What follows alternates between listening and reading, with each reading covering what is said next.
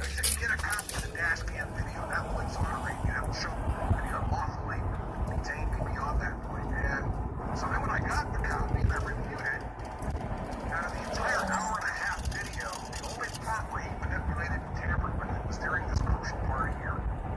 So now what I'm going to do is I'm going to put things back to where they originally had them and include missing audio that he edited out.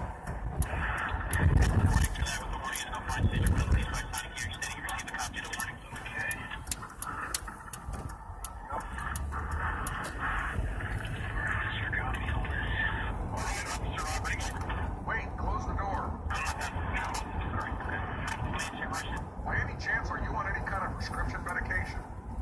Yeah. Yeah, what are they? What are they for? I'm on a couple of different meds for anxiety, and I'm on a couple of different pain pills for a pinched nerve in my neck. Yeah, what else? That's all. Are you sure? Yeah. What was that marijuana card that I saw in your wallet? Oh yeah, I have a medicinal card from when I'm in California. Yeah? Is that the only vehicle? No.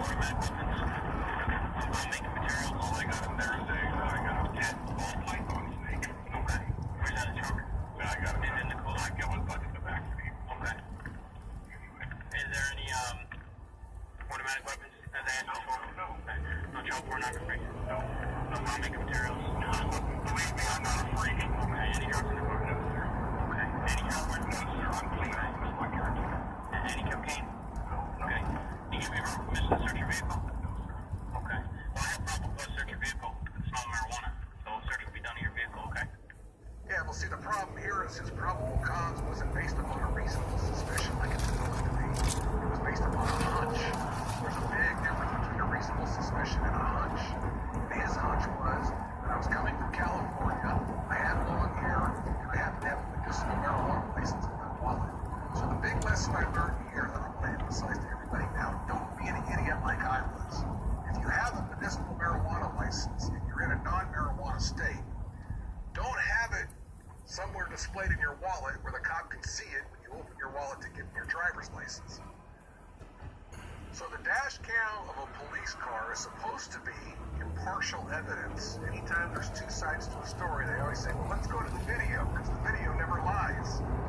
It never lies unless it's been tampered with. So the big lesson that I learned here that I'm driving home to you now, always record the cops. Don't rely upon their video evidence. Always record the cops from the moment they pull you over to the moment they confront you.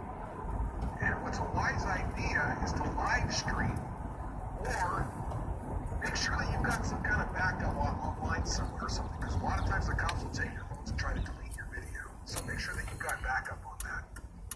My arrest occurred on May the 19th, but the arrest report wasn't written up until May the 22nd, 3 days later. Wouldn't it make more sense to write up your arrest report immediately after the arrest, while all the details are still fresh on your mind, instead of trying to recollect them some 3 days later? But as I pointed out here in his arrest report here, he listed over 100 precise details of everything that was said and happened, and in the exact chronological order as the video. And now the cop obviously reviewed this video before he turned it in as evidence. And as a young rookie cop, I'm sure he had a superior officer there watching him with him and pointing out his flaws, the mistakes that he made, and then leave it up to him to correct them however he sees fit. So I pointed this out to my attorney, and he said that, yeah, that's legal. The cops can do that. They can review the video evidence before they submit it.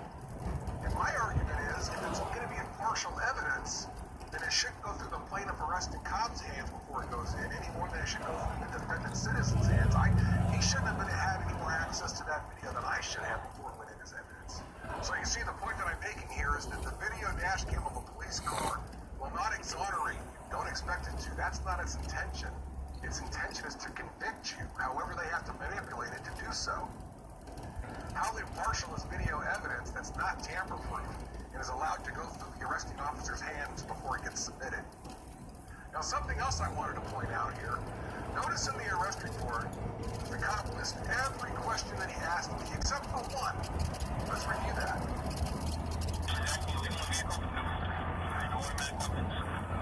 I'm making materials. All I got in there is I got a 10 ball python snake. Okay. Where's that in the trunk? I got it in the cool. I got one button in the back for you. Okay. Is there any automatic weapons that they had? No child pornography? No.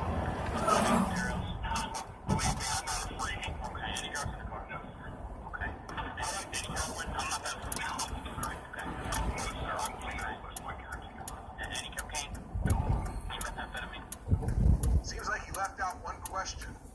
Let's listen to that again. Transacting illegal in vehicle? No automatic weapons. No bomb-making materials. All I got in there is I got a cat, ball, python, snake. No red. Where's that truck? I got it in the cooler. I got one bucket in the back seat. No red. Officer, what is there any automatic weapons in the hands? No. No truck, we're not free. No bomb-making materials. Bomb-making materials? What the hell would that be? Come on, make the Why did this curtain. cop list every question that he asked me but this one? Why was this particular question omitted from his report? Could it be it's because he wasn't asking me as an officer doing an investigation, and he just wanted to know for his own personal comfort and curiosity? So you see here, he's searching my clothing bag, and bingo, he found what he was looking for. So moving ahead here, now I'm in handcuffs, I'm under arrest, he's put me back into patrol car to take me out of jail. And, what do you know? He happens to have a cab cam. In addition to his dash cam, now he's got this cab cam that he just turned on. Now it stays on from this point forward for the entire drive to jail. I calculated this out. I was in his squad car for a total of 63 minutes. The first 8 minutes, when he was questioning me, that was with the cab cam off. The last 55 of the 63 minutes, when I was in handcuffs and under arrest, he's got it all recorded on the cab cam. Now, it seems to me like a reversal of proper use.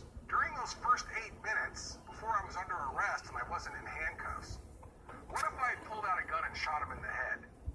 You would think that they would want to have that close-up photo of my face from the cab cam that they could flash all over the news that night, as a guy wanted for shooting the cop.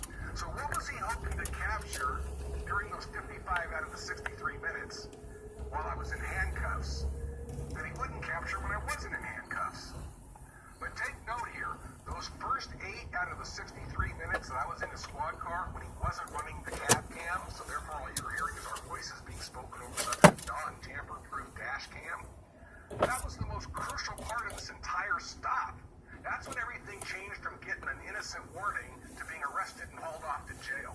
Why was it that the most crucial part of this entire stop, he was not running his cab cam like he did the other 55 minutes after I was arrested and in handcuffs?